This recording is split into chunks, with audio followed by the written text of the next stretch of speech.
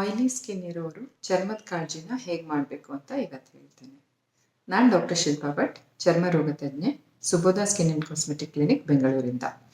So oily ಚರ್ಮ ಇದ್ದರೆ number 1, ಎಷ್ಟು ಸತಿ ಮುಖ ತೊಳಿಬೇಕು? ದಿನಕ್ಕೆ 3ರಿಂದ 4 ಸರಿ ಮುಖ ತೊಳಿರಿ ಸಾಕು. ತುಂಬ ಸತಿ ಮುಖ ತೊಳೆದ್ರೂ ಕೂಡ ನಿಮ್ಮ ಚರ್ಮ ಡ್ರೈ ಆಗಿಬಿಡುತ್ತೆ. ಸೊ ಹಾಗಾಗಿ 3 to 4 ಟೈಮ್ಸ್ ತೊಳೆದ್ರೆ ಸಾಕು. ಸೊ ಯಾವುದರಿಂದ ತೊಳಿಬೇಕು? ಆಯಿಲಿ ಸ್ಕಿನ್ ಕ್ಲೆನ್ಸರ್ಸ್ ಅಂತ ಸಿಗ್ತವೆ, ಅವನ್ನ ಯೂಸ್ ಮಾಡ್ಬೋದು. ಅದರಲ್ಲಿ generally glycolic acid, salicylic acid ಈ ಥರದ ಇಂಗ್ರೀಡಿಯೆಂಟ್ಸ್ ಇರುತ್ತೆ. ಇದು ಏನು ಮಾಡುತ್ತೆ? ಆಯಿಲ್ ಉತ್ಪತ್ತಿನ ತಡೆಯೋಕ್ಕಾಗಲ್ಲ, ಆದರೆ ಇದು ಎಕ್ಸ್ಟ್ರಾ ಆಯಿಲ್ನ ಕ್ಲೀನಾಗಿ ತೆಗೆಯೋದ್ರಿಂದ ನಿಮ್ಮ ಮುಖ ಸ್ವಲ್ಪ ಗ್ಲೋಯಿಂಗ್ ಆಗಿ ಕಾಣುತ್ತೆ.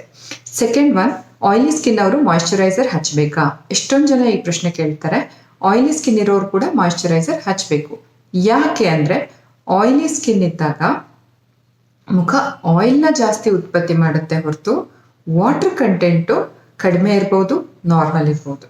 ಆದರೆ ವಾಟರ್ ಕಂಟೆಂಟ್ ಚರ್ಮಕ್ಕೆ ಬೇಕೇ ಬೇಕು. ಸೊ ನೀರಿನಂಶ ಇಲ್ಲ ಅಂದರೆ ಚರ್ಮ ಡಿಹೈಡ್ರೇಟ್ ಆಗಿ ಹೋಗುತ್ತೆ, ಆವಾಗ ಡಲ್ ಅನಿಸುತ್ತೆ, ಫ್ಲೇಕಿಯಾಗಿ ಕಾಣುತ್ತೆ. ಸೊ ಹಾಗಾಗಿ ನೀರು ಇರೋವಂಥ ಮಾಯಿಶ್ಚರೈಸರು ಅಂದರೆ ವಾಟರ್ ಬೇಸ್ಡ್ ಮಾಯಿಶ್ಚರೈಸರ್ನ ಉಪಯೋಗಿಸ್ಕೊಳ್ಳಿ. ಸೊ ವಾಟರ್ ಬೇಸ್ಡ್ ಮಾಯಿಶ್ಚರೈಸರ್ಸಲ್ಲಿ ಲೈಕ್ ಎಷ್ಟೊಂದಿದ್ದಾವೆ ಬ್ರ್ಯಾಂಡ್ ನೇಮ್ಸ್, ನಾನು ಯಾವುದನ್ನು ಪ್ರಮೋಟ್ ಮಾಡ್ತಿಲ್ಲ, ಆದರೂ ಫ್ಯೂ ಬ್ರ್ಯಾಂಡ್ ನೇಮ್ಸ್ ಹೇಳ್ತೇನೆ. ಎಕ್ಸೆಲ್ ಹೈಡ್ರಾ ಅಂತ ಬರುತ್ತೆ, ಮಾಯಿಶ್ಚರ್ ಎಕ್ಸ್ ಹೈಡ್ರಾ ಅಂತ ಬರುತ್ತೆ, ಹೈಡ್ರಾ ಆಕ್ಟಿವ್ ಅಂತ ಬರುತ್ತೆ. So a lot of them actually ಆಕ್ನಿ moist ಅಂತ ಬರುತ್ತೆ. ಈ ಥರದ್ದು ಎಲ್ಲನೂ ತುಂಬ ತೆಳು ಇರೋವಂಥ ಮಾಯಿಶ್ಚರೈಸರ್ಸು, ಆದರೆ ವಾಟರ್ ಬೇಸ್ಡು. ಅದರಲ್ಲಿ ಯಾವುದನ್ನ ಒಂದನ್ನು ನೀವು ಆರಿಸ್ಕೋಬೋದು ನಿಮಗೆ ಸೂಟ್ ಆಗುವಂಥ moisturiser. Third thing, oily skin ಅವರು ಸನ್ಸ್ಕ್ರೀನ್ ಹಾಕಿದಾಗ ಇನ್ನೂ ಆಯಿಲಿ ಅನಿಸುತ್ತೆ ಅಂತ ಹೇಳ್ತಾರೆ.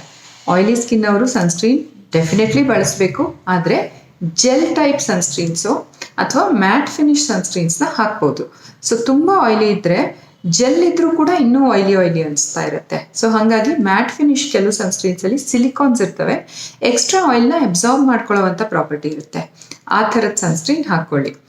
ಆಯಿಲಿ ಸ್ಕಿನ್ ಅವರು ನೈಟ್ ಸ್ಕಿನ್ ಕೇರ್ ರುಟೀನ್ ಏನು ಮಾಡಬೇಕು?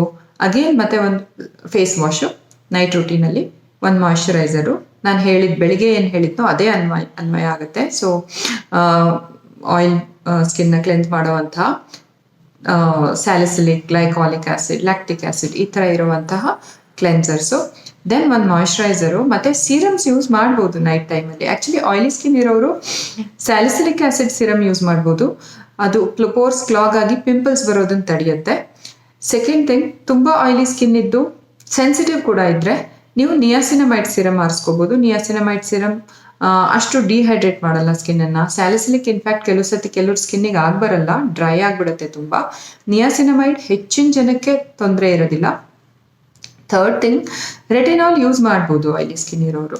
ಸೊ ಆಯಿಲಿ ಸ್ಕಿನ್ ಇದ್ದಾಗ ರೆಟಿನಾಲ್ ಆ್ಯಕ್ಚುಲಿ ಹೆಲ್ಪ್ ಆಗುತ್ತೆ, ಆದರೆ ಮಾಯಿಶ್ಚರೈಸರ್ ಹಚ್ಚಬೇಡಿ. ರೆಟಿನಾಲ್ ಹಚ್ಚಿದ್ರೆ ಕೂಡ ಮಾಯಿಶ್ಚರೈಸರ್ ಬೇಕಾಗುತ್ತೆ. ಸೊ ಆಯಿಲಿ ಸ್ಕಿನ್ ಕೇರ್ ಏನಿದೆ, ಇಟ್ ಈಸ್ ಲಿಟಲ್ ಟ್ರಿಕಿ. ಯಾಕೆ ಅಂದರೆ ನಿಮಗೆ ಒಂದು ಕೆಲವು ಕ್ರೀಮ್ಸ್ನ ಹಚ್ಚಿದಾಗ ಬ್ರೇಕ್ಔಟ್ಸ್ ಆಗಿಬಿಡುತ್ತೆ, ಪಿಂಪಲ್ಸ್ ಬರ್ಬೋದು, ಅಥವಾ ತುಂಬಾ ಆಯಿಲ್ ಪ್ರೊಡಕ್ಷನ್ ಇನ್ನೂ ಜಾಸ್ತಿ ಆಗೋಯ್ತು ಅನಿಸ್ಬೋದು. ಸೊ ನಿಮ್ಮ ಕ್ರೀಮ್ಸ್ನ ಆರಿಸ್ಕೊಳ್ಳೋವಾಗ ನಾನೀಗ ಹೇಳಿದ್ನಲ್ಲ ಈ ಅಂಶಗಳನ್ನು ನೆನ್ಪಿಟ್ಕೊಂಡು ನಿಮ್ಮ ಸ್ಕಿನ್ ಕೇರ್ ರುಟೀನ್ನ ಫಿಕ್ಸ್ ಮಾಡ್ಕೊಳ್ಳಿ. ಇದು ನಿಮ್ಗೆ ಉಪಯೋಗ ಆಗುತ್ತೆ ಅನ್ಕೋತೀನಿ. Thanks for watching. ಬಾಯ್.